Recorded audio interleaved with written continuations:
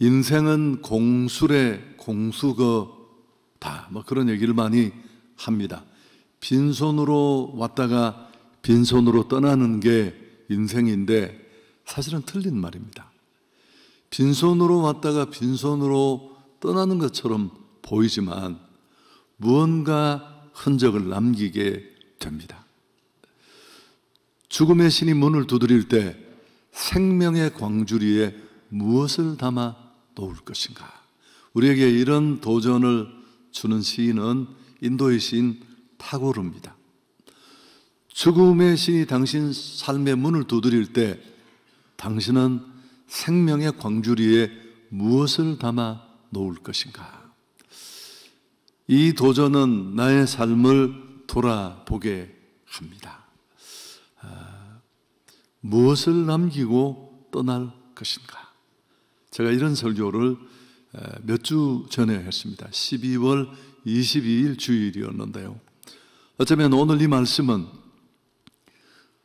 무엇을 남기고 떠날 것인가 라는 그 물음에 대한 답과도 같습니다. 무엇을 남길 것인가를 고민하는 인생이라면 당연히 따라오는 또 한 가지 고민이 있습니다. 그럼 나는 어떻게 살아야 할 것인가? 정말 가치 있고 의미 있는 것을 남기려고 의도한다면, 마음먹었다면 그럴 만한 삶으로 살아내야 할 테니까요. 잘 죽으려면 잘 살아야 합니다. 설교 제목 하고 싶었는데, 후회 없는 삶을 살았던 바울에게서 오늘 한번 우리 삶을 비춰보면 좋겠습니다. 그는 삶도 신앙도 사역도 괜찮았습니다. 바울 서신을 읽어보면 언제든지 하나님 앞에 서도 주저함이 없었습니다. 기꺼이 그분 앞에 설 수 있을 만큼 준비가 되어 있었으니까요. 우선 우리가 알기엔 이 단락에 나타난 바울의 삶을 돌아보면 몇 가지를 우리가 꼽아볼 수 있는데, 그는 과거에 매이지 않았습니다. 13절에 보면 나는 뒤에 있는 것을 잊어버린다. 형제들아, 나는 아직 내가 잡은 줄로 여기지 아니하고 오직 한 일, 즉 뒤에 있는 것은 잊어버린다. 바울은 굉장히 미래지향적인 사람이었습니다. 너무 당연한 일이죠. 과거는 이미 지나간 일입니다. 잘한 것도 잘못한 것도 공도 과도 지워버려야 합니다. 단 반성은 필요합니다. 현재와 미래를 위해 이제 달려갈 삶을 위해서 우리는 에너지를 집중해야 할 것입니다. 또 하나, 오늘 바울의 삶을 간추려주는 이 단락에서 그는 분명한 표대가 있었습니다. 나는 표대를 향해 간다. 14절 같이 한번 읽을까요? 표대를 향하여 그리스도 예수 안에서 하나님 위에서 부르신 부름의 상을 위하여 달려간다. 말을 바꾸면 바울은 목표가 분명한 사람이었습니다. 여러분, 목표가 분명한 사람이 축복의 사람이 될 수 있습니다. 새해 복 많이 받으십시오. 그렇게 복이 임할까요? 2025년은 정말 내게 복 있는 한 해가 될 거야. 막연하고 이 애매한 표현으로 과연 복이 정말 임할까요? 그랬다면 그 복은 이미 10년 전에, 8년 전에 임했을 겁니다. 내가 예전과는 다른, 2024년과는 다른 변화의 사람, 무언가를 남기는 삶을 살기를 진짜 기대한다면 그럴 만한 또 다른 변화가 내 안에서 먼저 있어야 하는데요. 그 첫 번째는 분명한 목표가 있어야 한다. 너무 타성해져진 얘기를 또 좀 해볼까요? 여러분, 목표가 분명한 사람의 75% 정도는 목표를 이룬다고 합니다. 막연히 잘 살고 싶고 막연히 잘 되고 싶고 막연히 24년과는 다른 삶을 꿈꾼다는 건 아무것도 만들지 못해요. 그리고 그 목표를 종이에 적고 꾸준히 실행하면 80% 이상 이룬대요. 여러분, 저는 적었습니다. 또 이 치사한 진리를. 위대한 사람들은 목표의식이 분명한 보통 사람들에 불과하다. 들어보신 말입니다. 위대한 사람은 따로 존재하는 게 아니라 막연히 누군가는 잘 살겠다, 새로워지겠다, 내 인생에 후회 없는 삶이 되었으면 좋겠다, 이런 부도수표를 남발하는 게 아니라 분명한 목표를 가진 사람이 위대한 사람입니다. 보통 사람이지만 또 한 가지는 그는 목표가 분명했을 뿐만 아니라 달려갔습니다. 자, 12절, 14절에 두 번이나 반복되는 표현이 마지막에 나오는데요. 그것을 잡으려고 달려갔다. 부름의 상을 위해 달려갔다. 이 달려갔다라는, 간다는 디오코라는 헬라어는 굶주린 사냥개가 먹잇감을 발견하고 모든 에너지를 집중해서 추격하는 상황을 보여주는 단어예요. 여러분, 며칠을 먹이를 찾지 못해 굶주린 사냥개, 얼마나 절실했을까요? 얼마나 절박할까요? 이 사냥감을 놓치면 나는 죽을지도 몰라. 바로 이게 바울이 오늘 내가 목표를 향해, 표대를 향해 달려간다 라고 말한 그런 삶입니다. 목표가 분명하지 않은 인생은 방황할 수밖에 없어요.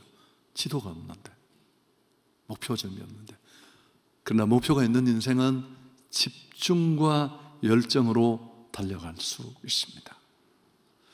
여러분, 오늘 이 짧은 달력의 바울의 말을 아주 쉽게 옮기면 나는 목표가 분명히 있습니다. 그리고 그 일을 이루는데 내 모든 힘을 기울입니다. 나는 목표가 분명하고 그 목표를 이루는데 내 모든 에너지와 자원을 다 쏟을 것입니다. 자, 그럼 오늘 이 말씀의 거울 앞에 2025년을 출발하려는 우리는 자기를 비춰봐야 됩니다. 바울의 얘기가 무슨 의미가 있겠어요? 나는 어떻게 살아야 할 것인가?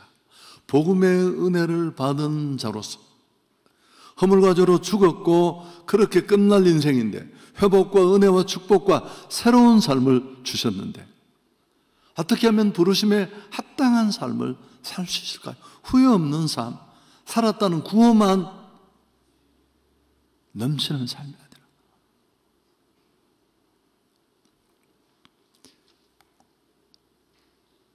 아무것도 하지 않으면 아무런 일도 일어나지 않습니다.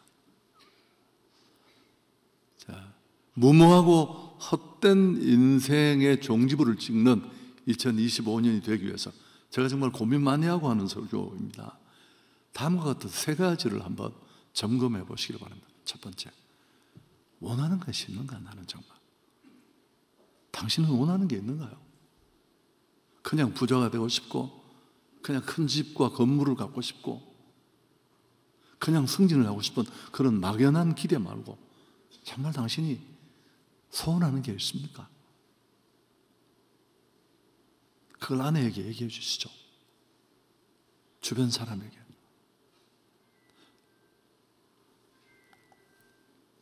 목표가 없는 사람은 어디로도 갈 수 없습니다.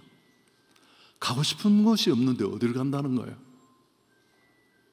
제가 이 얘기를 여러 번 했습니다. 너무 멋있는 말이에요. 글도 쓰고 싶을 만큼. 이상한 나라의 앨리스라는 어린이 동화에 채셔 캣이라는 말 재주가 좋고 꾀가 많은 고양이가 등장합니다. 앨리스는 이 이상한 나라에서 빠져나가는 길을 찾다가 갈림길에서 채셔 캣을 만났습니다. 길을 묻습니다. 어떤 길로 가야 해? 그러자 채셔 캣은 앨리스에게 다시 묻습니다. 어디에 가는데? 어디로 가려고 하는데? 앨리스는 대답합니다. 모른다고. 그러자 이 꽤 많은 고양이 웃으면서 뭐라고 말합니까? 어디로 가는지 모르면 아무데도 갈 수 없어.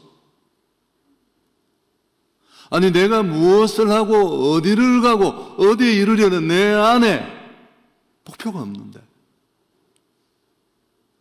새해는 좋은 해가 될 거야. 24년은 내게 최악이었어. 난 정말 지금과는 다른 삶을 살고 싶어. 그러면서 뭔가 이룬 사람들을 괜히 폄하하고, 연탄재라는 시들을 알잖아. 연탄재 함부로 발로 차지 마라. 나는 그렇게 뜨겁게 열정이 있던 적이 한 번이라도 있었느냐. 목표를 가지고 한 번도 나를 불태워보지 않았으면서. 여러분, 목표가 분명해야 합니다. 원하는 것이 무엇입니까? 정말 나는 원하는 것이 있는가? 그 심리학 용어에 목표 행동이라는 게 있습니다. 인간이 행동할 때 그 목표가 구체적이고 명확하면, 그래서 종이에 적는 거죠. 적극적인 행동을 하고, 당연합니다. 목표가 추상적이거나 애매하거나 소극적이면 당연히 소극적인 행동을 하는 심리 경향을 일컫습니다. 저는 이런 표현을 씁니다. 예수쟁이가 꿈을 꾸면 무섭습니다. 하나님이 그 꿈을 들으시고 이끌어 주시기 때문에 그렇습니다. 연금술사 파울로 코엘료 얘기가 그 얘기입니다. 다른 것으로 금을 만드는 게 금이 아니라. 두 번째, 또 한 가지 던지고 싶은 물음이 있다면, 정말 그 꿈을 간절히 원하는가? 어쩌다가 내 안에 소원이 있고 바람이 있고 목표가 있는데 그냥 소원이 아니라 정말 가고 싶은가 그게?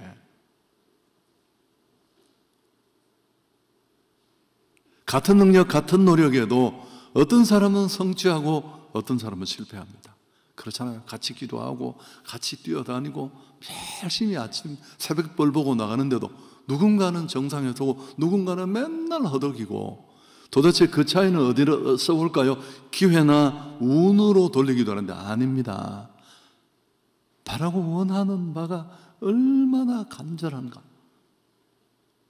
얼마나 절실한가, 얼마나 강렬한가, 여기서 순위가 다 매겨지는 겁니다.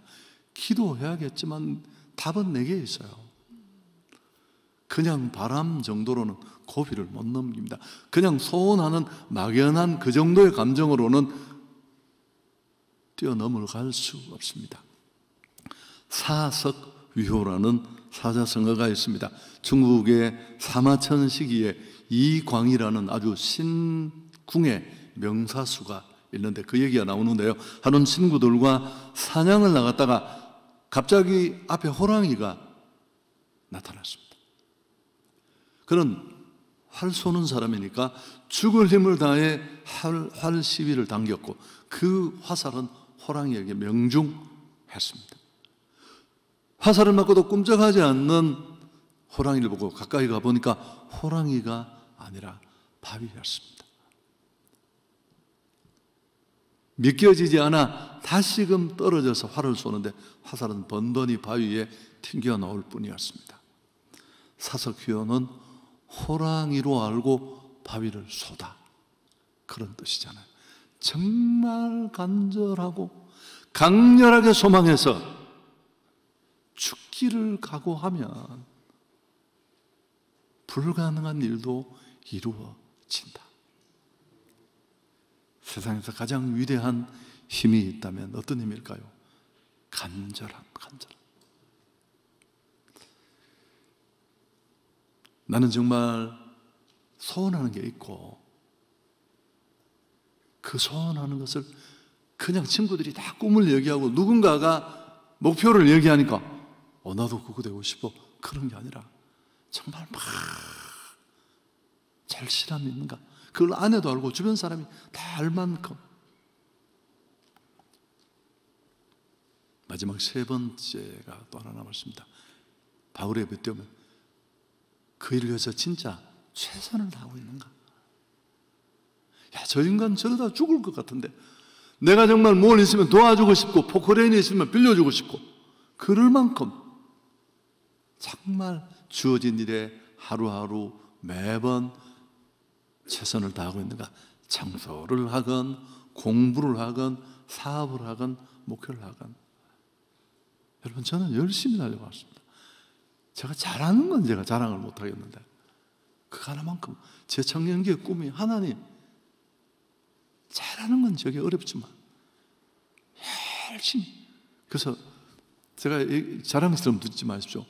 처음 제 모교에서 기도 인도를 맡았을 때 제가 별로 음정박자 정확하지 않은데 하나님의 사랑을 사모하는 자, 이 찬양을 부를 때 저는 정말 제 인생을 갈아서 불렀어요. 제가 원래 땀이 많이 나오는데 이 늙으니까 땀도 안 나오더라고요. 그 찬양을 30분 인도하고 나면 이 넥타이, 이 과장 아닙니다. 이 넥타이, 이 매듭이 땀으로 다 젖어서 넥타이를 쓸 수가 없었어요. 짜면 땀이 나올 만큼. 어쨌든 진심을 담아 나름대로 애썼고요.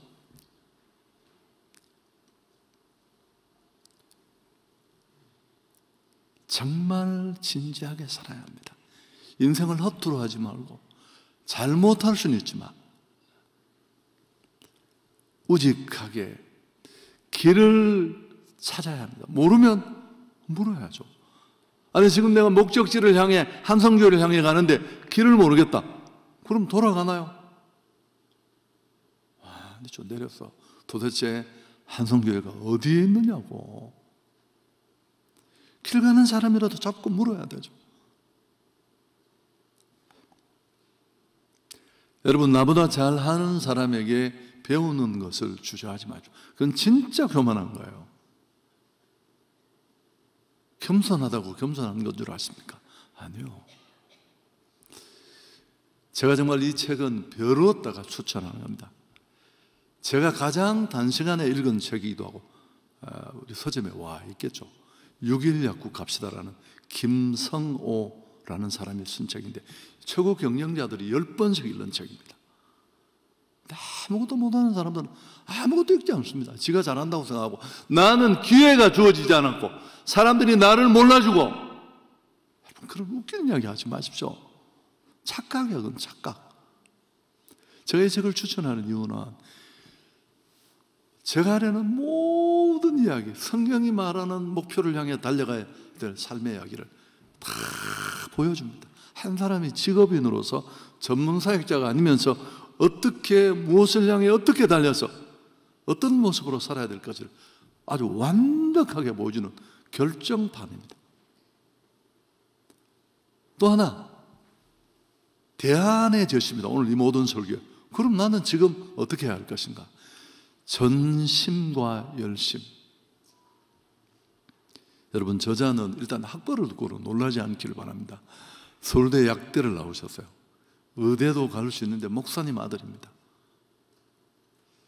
그래서 그는 어쩔 수 없이 빨리 사업을 해서 어려운 가정을 살려야 된다는 생각에, 근데 이미 4학년 때부터 경영학을 독학으로 경영학 원론이라는 책을 10번을 읽었습니다. 당신 이렇게 읽어보았습니까? 그리고 군복무를 마치고 딱 나오니까 부모님이 아무것도 해줄 수가 없어요. 그래서 그는 마산 전혜곤 목사님 교회보다 더 꼴짝이야. 동네 언덕 꼭대기에 4.5평 약국을 빌려서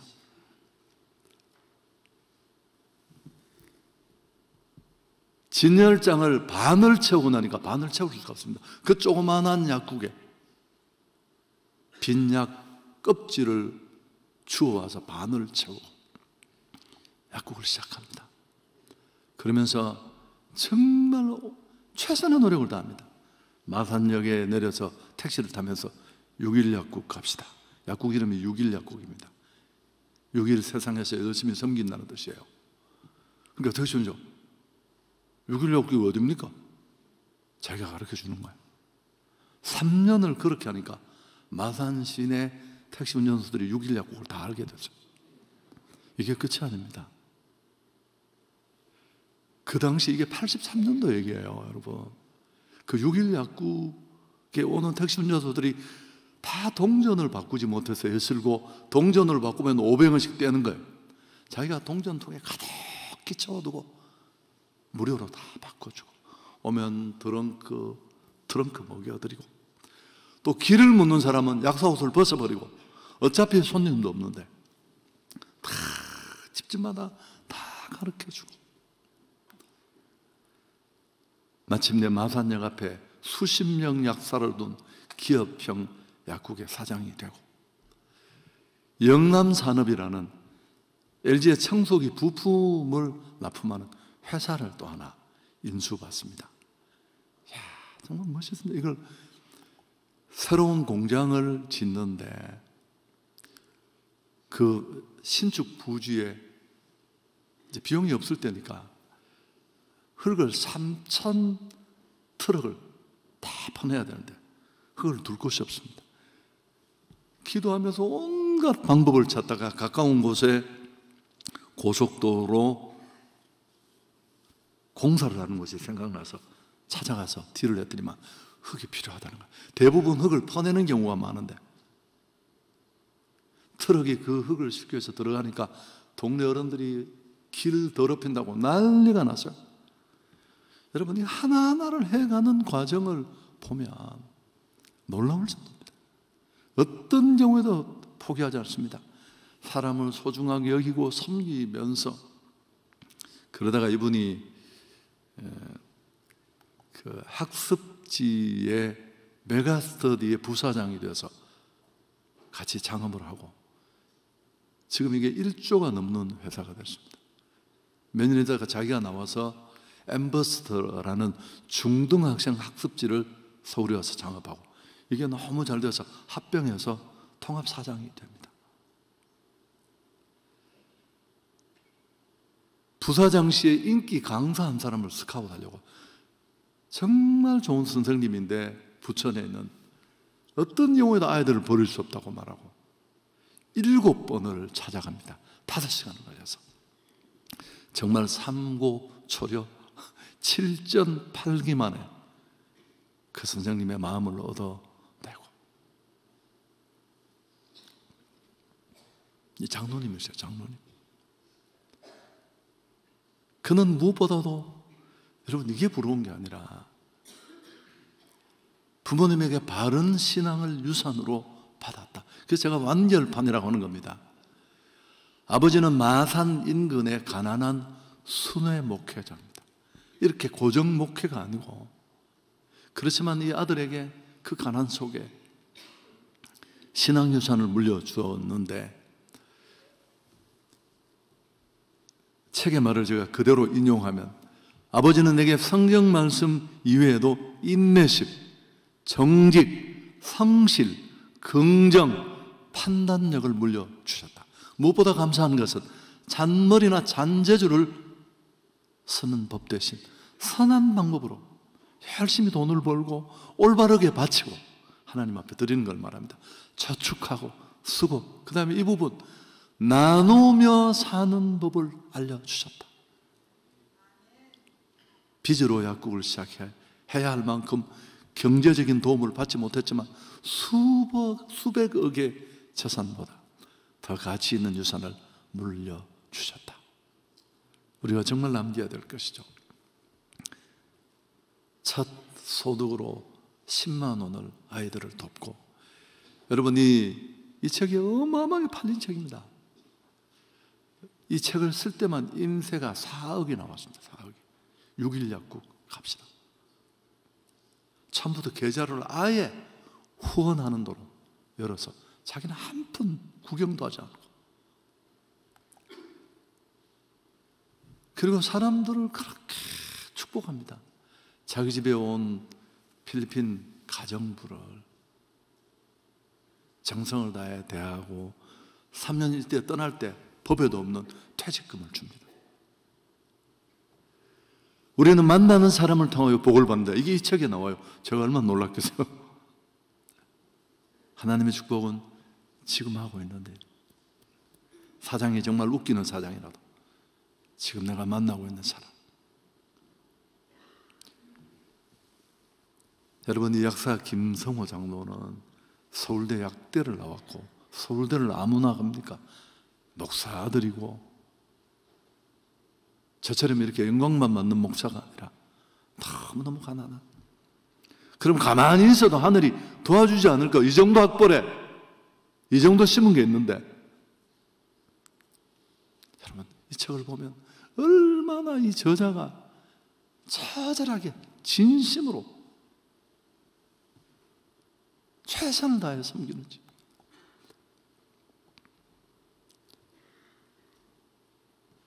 어려울 때 약국에 보조 약사를 한 명 세워두고 자기 월급도 안 나오는데 동네 사람들이 다 웃었대요. 근데 자기는 얻은 게 훨씬 많았대. 이것도 참 기발한 부분인데, 일단 조그마한 4.5평에 약사가 2명이니까 사람들이 약국이 큰 약국인 줄 알고 세워두고 자기는 전국의 약국을 다니면서 약국 잘 경영하는 걸 다 배운 겁니다. 우리에게 이런 노력이 있느냐 하는 겁니다. 여러분, 구글의 전 CEO가 마이크가 꺼진 줄 모르고 촬영 중이었는데 촬영이 끝난 줄 알고 자기 진심을 말했습니다. 구글이 오픈 AI를 이기지 못하는 이유가 뭔지. 그게 뭘까요? 워라밸, 재택근무, 조기 퇴근. 우리 한국이 어중간한 자리에서 노동법에 너무 지배를 당해서, 여러분, 테슬라라는 기업을 아시죠? 앨런 머스크가 이끄는. 우리나라 사람들의 이 테슬라 사랑은 아주 놀라울 정도입니다. 무려 20조 원이 넘습니다. 이 테슬라의 주식을 담고 있는 사람들이. 근데 앨런 머스크가 어떤 사람입니까? 7일 일합니다. 하루 평균 17시간을 일합니다. 주당 80에서 120시간을 근무합니다. 그는 이렇게 말합니다. 주 40시간 근무로는 세상을 바꿀 수 없다.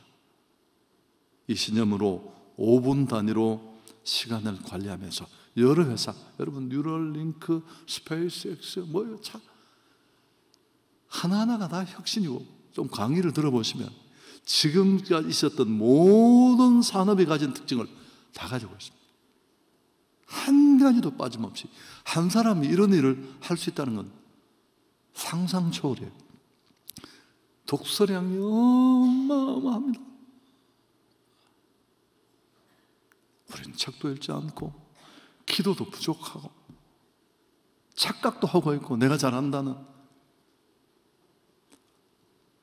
여러분, 신앙도 열정도 마찬가지입니다. 종교는 우리 삶에서 뜨거운 열정이 아니면 습관으로 존재한다.